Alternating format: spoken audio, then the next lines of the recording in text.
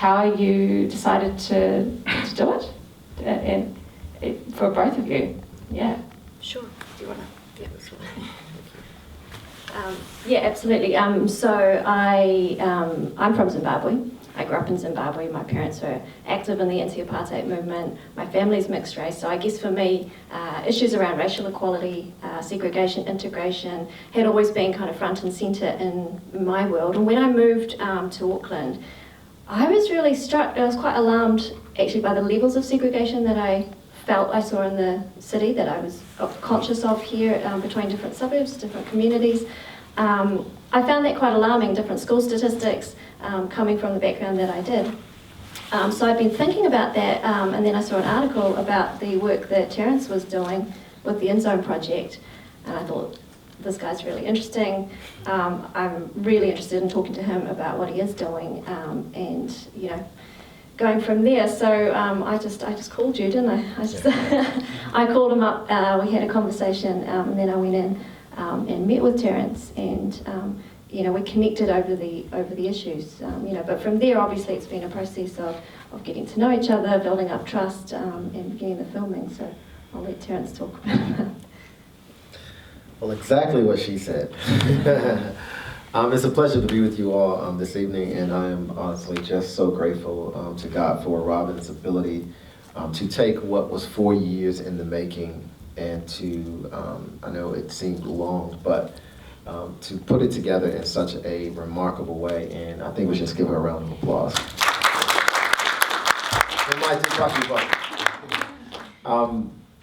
My involvement in the film is exactly as Robyn stated.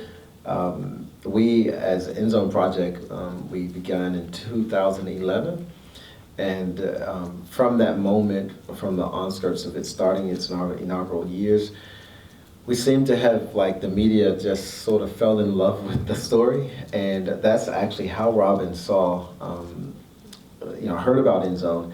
And it's ironic because that's how InZone got started. When I arrived in New Zealand from America, I did not anticipate staying, almost, over 7 years. I thought I would come, be obedient to the calling that I thought was on my life, and return back home quickly, just to get back to a place where everyone knows your name and everyone understands your perspective.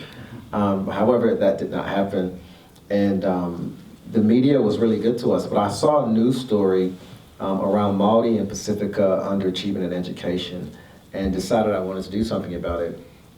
So when Robyn came along and we had already had all of this good press, I thought, well, it's not long before someone tries to take this narrative and change it and make it something bad. And so I was a little reluctant, but as time progressed, Robyn was very genuine in her approach, and she gave me the ability to feel comfortable in trusting her with the story, because I was very protective of my kids, because I didn't want them to be exploited in any kind of way, or for themselves to be seen out in public and people kind of mock them about their experience. And I think that Robyn did an excellent job of protecting all of us in that way. Absolutely. How did the story change from the beginning? The story's changed so much from how we started out. Yes. But can I just say first that it's been an absolute privilege to be allowed in to both Terrance's world and to the world of the kids and the whānau and the staff of InZone. Has been an enormous privilege for me, and it's been really important to walk with respect through that journey, because there are so many different people in the community and so forth who've been involved. So that's been really important. The story, when we first started, so when I first met Terrance, he was just renovating and beginning the interviews for the girls' hostel, to open the girls' hostel. And so I thought, this is an interesting process. The boys' hostel already established. I was interested that he was rolling out to girls, so I thought, it'd be really cool to follow that for a year, to meet some of the girls who are getting involved, and to find out more from Terrance about, what he's doing and why he's doing it, and talk about the why. And so we put a traded together from that. You know, the opening, a few days filming the opening of the girls' hostel. We pitched it at Dock Edge, and that was the beginning. That was what the film was going to be. It was going to be a year in New Zealand following the girls' first year. It evolved from there. We were in conversation with the Film Commission at the time. They wanted us to broaden that out, make it bigger. So we were looking at also the establishment of the boys and some background of the boys.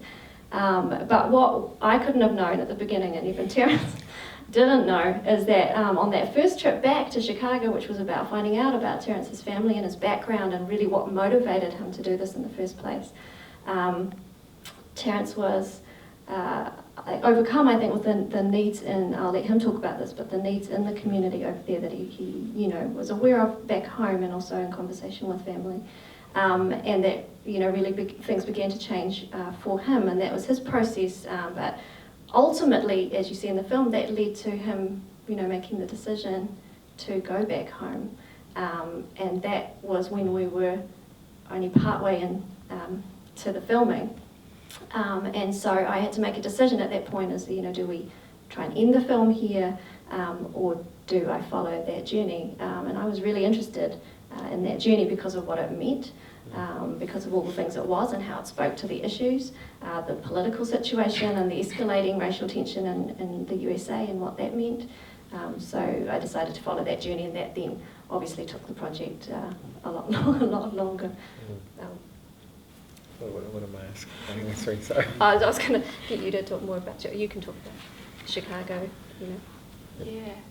Oh, yeah. You want me to? Wow, sure. So when the narrative sort of changed a bit, I was completely shocked that, you know, to find that they wanted to know more about me, but then also that there was an interest in seeing, you know, how we were going to kind of face the challenges that America had when I arrived back home.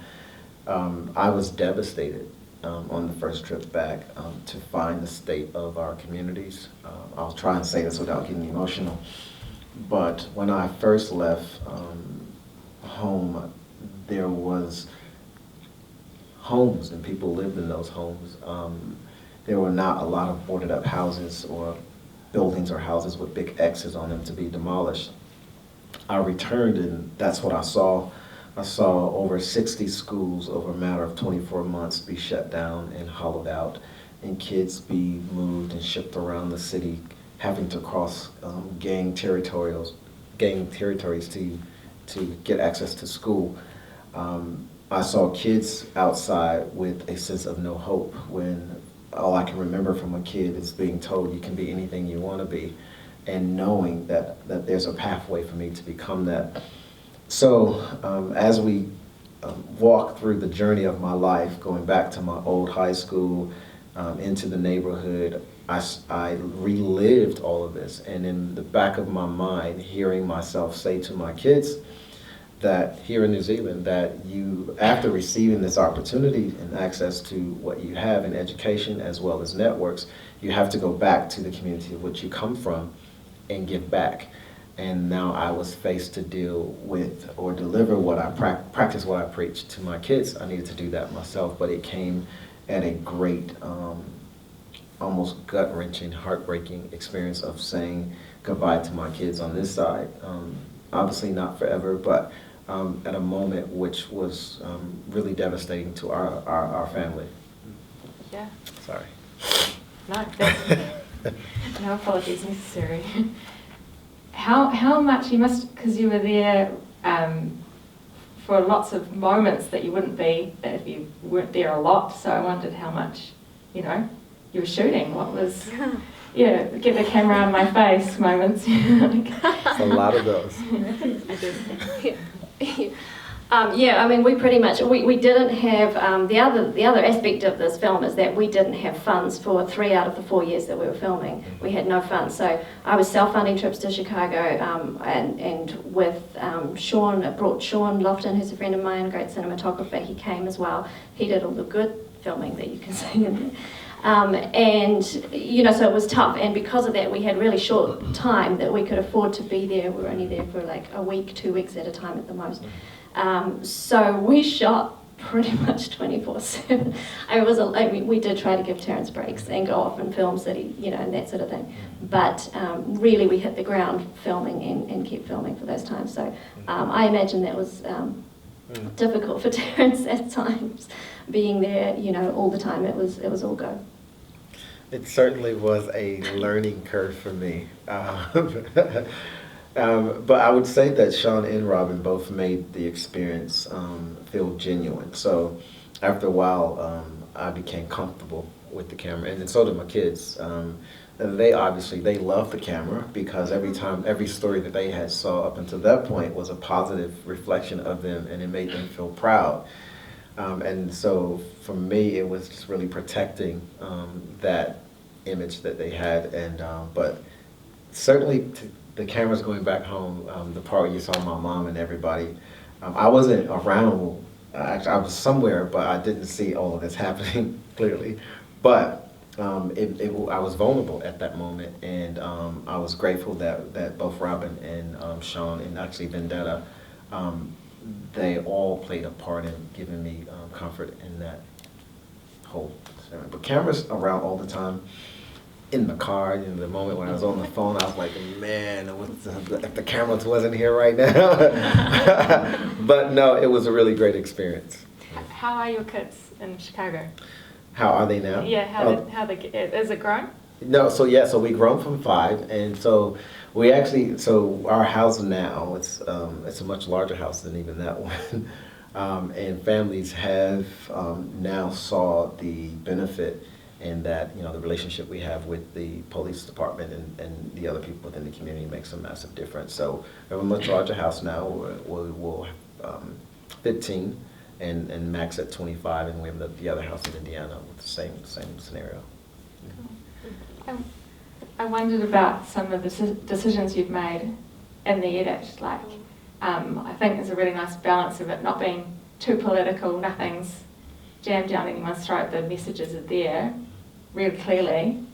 But can you tell me about some of the decision-making process and how and when that happened? Yeah, sure. First, want to acknowledge the editors on this project. So Simon Coldrick, who I've worked with extensively this year, and also Bro Johnson. I'm lucky that we have had funding this year, so I've been able to have a long offline edit process, and that's been really, really beneficial to this because, as Terrance said, it's 4 years in the making. The film started off going down one direction and went down another, so that's a lot of footage and changes of direction to then wrangle when you're coming together in the edit. So that's basically been my year this year, is really putting that together. And making those decisions. What I wanted to get across was, I guess, the underlying political context in subtle ways without making it a kind of overtly political film, so that the key messages that Terrance was speaking about and the key parts of his story was still really clear. It didn't overtake, but I did want that context to be real, because it is, and it's all part and parcel. So I guess it was finding that balance. And also I think the other balance we had to try and find was not telling the same story in New Zealand and Chicago. I mean, obviously they are different, their contexts are very different automatically, but also, you'll notice there wasn't a lot of really telling the detail of the setup of how New Zealand got started, so that we were then able to do that in Chicago without repeating. But so I've worked a lot with Simon and with Bro this year, and really tried to get that balance. Yeah. Cool. Why don't you think it's been done before? Is that the InZone project? Why hasn't it been done before?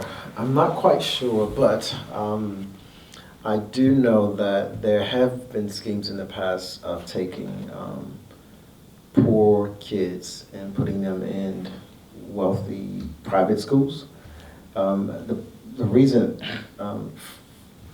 that has not worked, according to research that I've done, is because they've only taken probably 5 or 2, and they all, it's not culturally sensitive in those environments of home, which would be a hostel for them, of who they are.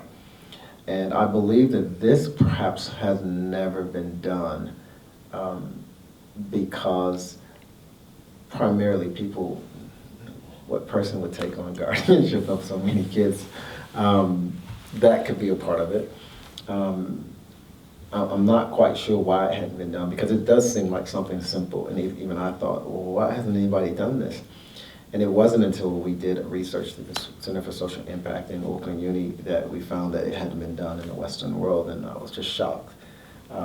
Because it is something, I mean, it's not easy. It's definitely not easy, and I believe you definitely have to be called to do it, to take on so many lives of young people 24/7. It's massive, but the benefit for those kids is massive. Yeah. That's really, really inspirational what you've done. So I'd like to know what you thought of the film when you first saw it, because you've only just seen it. Yes. It was Friday. So, the question is how did I feel after first seeing the film? I got on the airplane in Chicago. Now, I was nervous. Oh my God, I was just like, I can't believe I'm about to take this long flight and I haven't actually seen this film. I'm doing interviews from Chicago with people who've seen it, and they're asking me questions. I'm like, oh God. If I get here and this is just a mess, I'm going to get on the airplane and come right back. No, but I'm just joking. But Robyn assured me that not that she assured me, but I knew that I could trust her with our story. And after seeing it for the first time, I mean, first of all, I cried. I tried to hold back tears the whole time, because there's a lot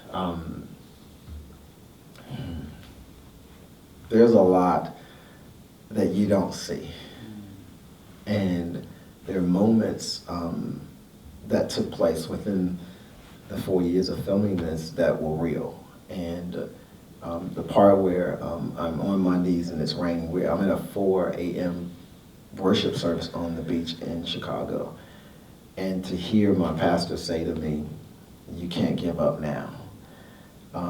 It's real when you see people that look like you be gunned down in the streets of Chicago, and some of them who are relatives, and you are trying to provide a solution to save their lives, and yet you have so much opposition.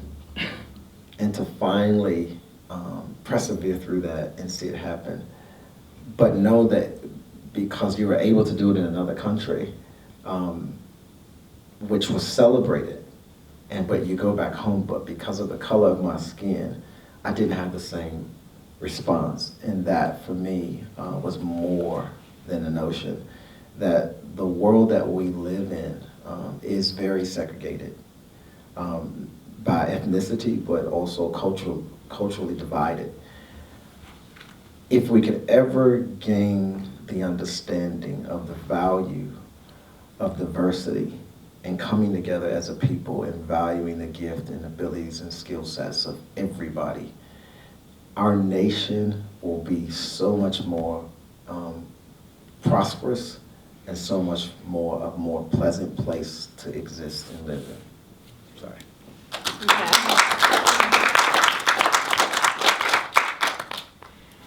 I've got one last question, and it leads on from what Terrance was just saying about working with lots of different people from different backgrounds in this film, and how you managed all of those relationships. What was the biggest challenge in that? That would have been big. Yeah, like Terrance says, that there's a lot that was going on behind the scenes that you don't see, and that's because I had to be, mindful, careful, and respectful of how that came together. Next to funding, that was the biggest challenge, because, and Terrance has had to deal with this in pulling the program together as well. You are pulling people together and having to get the trust and build the trust with people from really different walks of life, really different ends of the political spectrum, different ends of the socioeconomic spectrum. For me, as a filmmaker, I think my biggest job was building those relationships and building trust within those relationships, not only with Terrance and the whānau and the staff, but also the stakeholders. So there's Auckland Grammar School Epsom Girls Grammar School, the boards of those schools, the board of the InZone Education Foundation, which is what InZone had developed into here, some really high-rolling funders who, you know, come from our most elite sort of New Zealand business, economic circles. Yeah, different ends of the political spectrum, and that was a challenge for me as well, because I come from one end of that political spectrum, and I really had to work with the other, because what interested me is that with InZone, it actually goes beyond party politics. So you have people from the left who are really, you know, supportive and engaged with it because of what it's doing for kids and for families.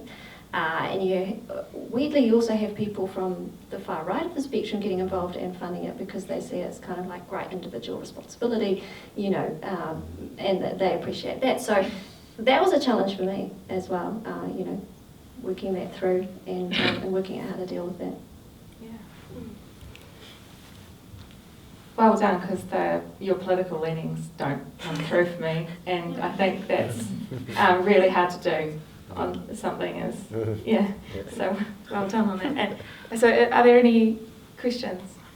Do you want me to? Yeah. No, it's all right. My name's Alex Lee. I'm one of the directors of Talk Edge. I want to tautoko the work that's been done today. The mahi is incredible. Kia ora.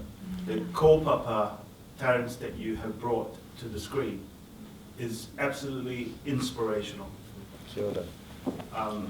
I think that you have created something that's a legacy for New Zealand, and I certainly hope that your endeavors in USA, any other parts of the world that InZone might actually travel to, will be successful.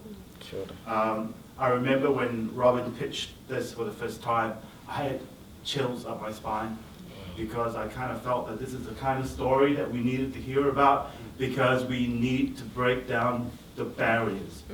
We need to create opportunities for this new generation that's here. And, you know, watching this film, I'm just minded of the fact that what you've done, Terrance, is that you are a person that's created social and global impact. So thank you very much for your film. And Robyn, you're just absolutely amazing. No one knows how much hard work she put in trying to get this film up and running, the funding battles, just trying to get everything done. So, Robyn, amazing.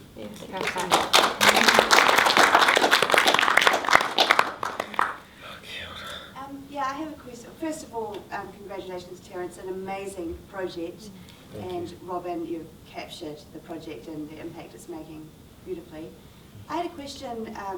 It's clear maybe why the Chicago families were reluctant to let their children move into neighbourhoods where the danger is very real and you know, much more life-threatening than it would have been for those families in Auckland. But I wonder, do you think there was more acceptance? Did it have anything to do with sport, with rugby at Auckland Grammar and maybe at Epsom Girls as well, where they might have been more open to the idea, you know, imagining they might have some future first 15 players among their ranks. So do you think that had anything to do with their acceptance there? No, I can't say 100% that some families, you know, that was not their motivation. But what I can say is that the need in this country when it comes to Māori and Pacifica families who are limited in resources in their homes and in their communities, it took me to drive into those areas and go into those homes and to be reminded that my landing pad in Auckland and thinking it was a paradise, in Parnell and then Epsom, was nothing compared to Kaikoui, Moiwara, Kaitaia, all those areas. When I tell you that kids were in situations where there were not even toilets in their homes, there were lone drops out in the back.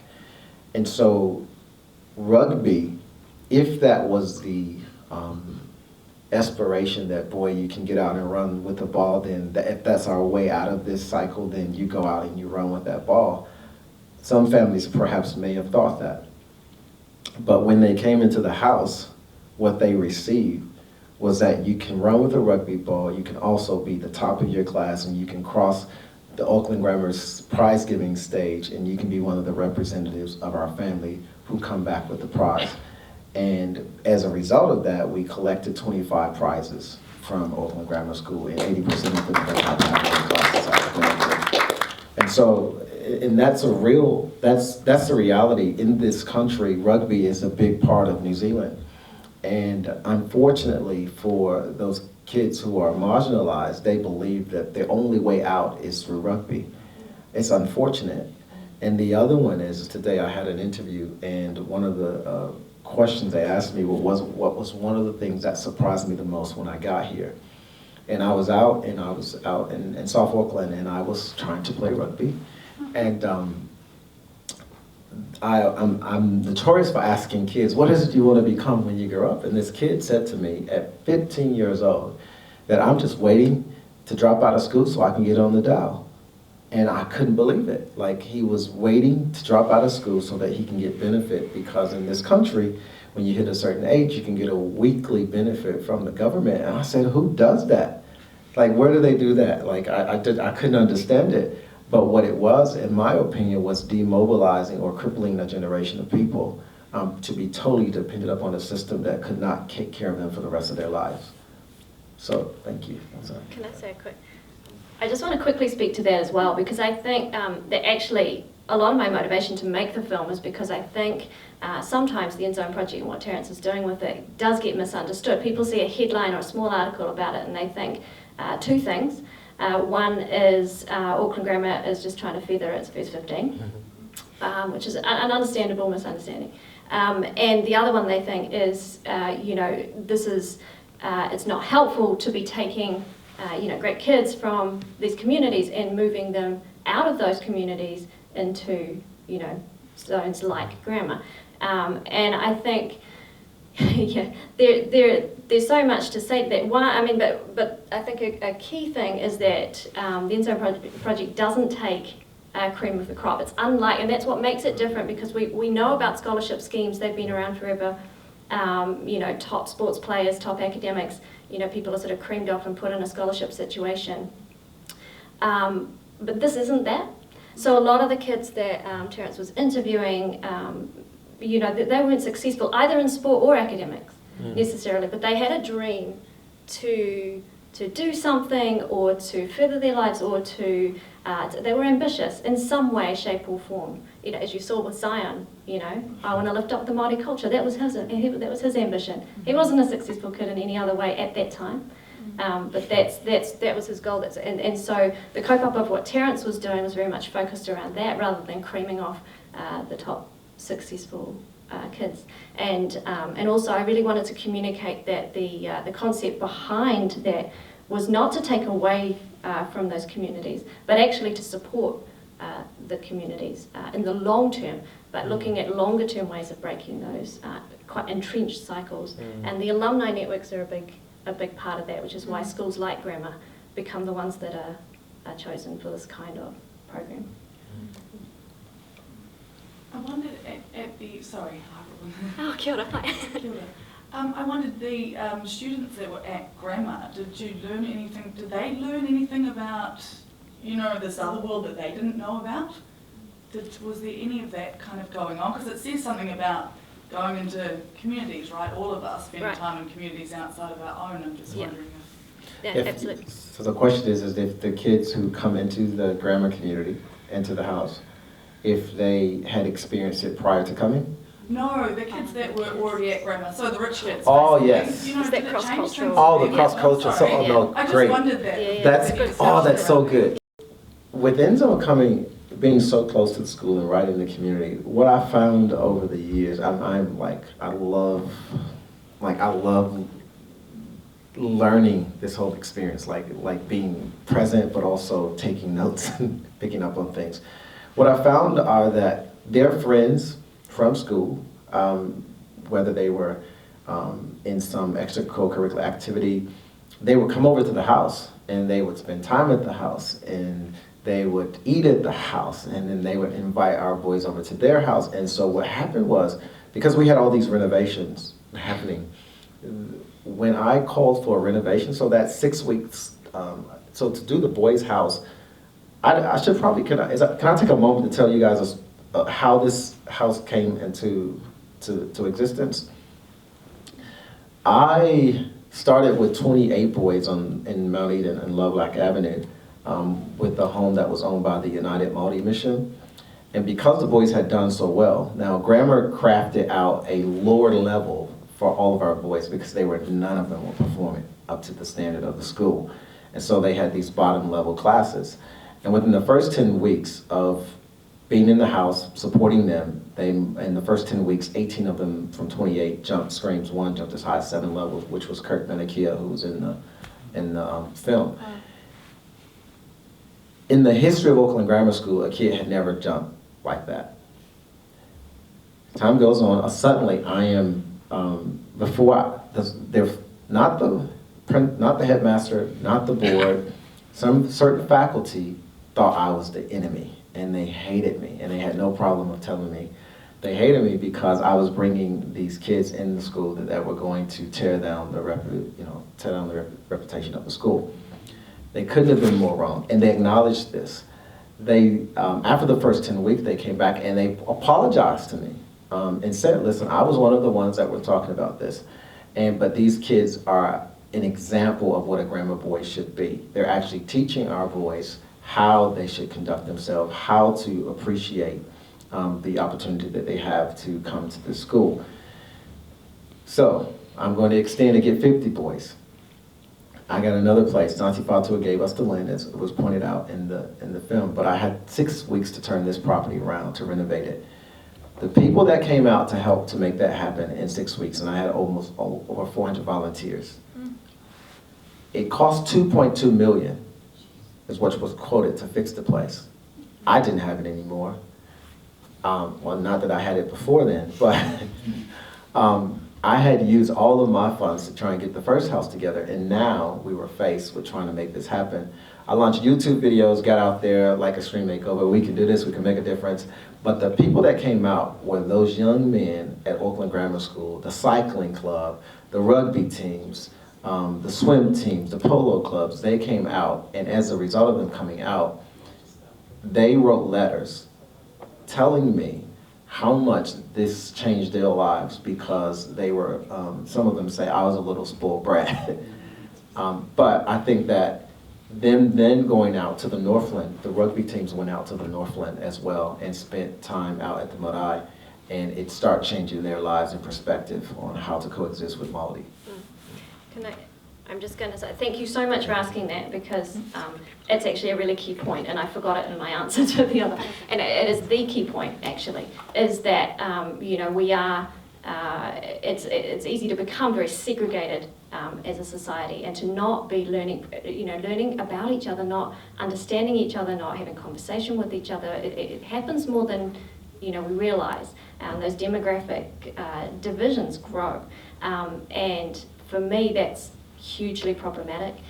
Stereotypes grow and perpetuate, and it underlies a lot of issues, a lot of lack of understanding. The fact that we have arguments about whether you can say kia ora on Radio New Zealand, that sort of thing. So for me, one of the powerful things was watching the changes, not only in the kids on both sides, but also in Auckland Grammar's approach to culture. Introducing a kapahaka team over the time that we were filming, and then introducing Te Reo Māori over the time that we were filming, and that's an incredibly powerful result, I think, where you can see the beginnings of that cross-cultural understanding, the other direction as well. Thank you guys so much. Thanks for making this film. Ka pai, beautiful.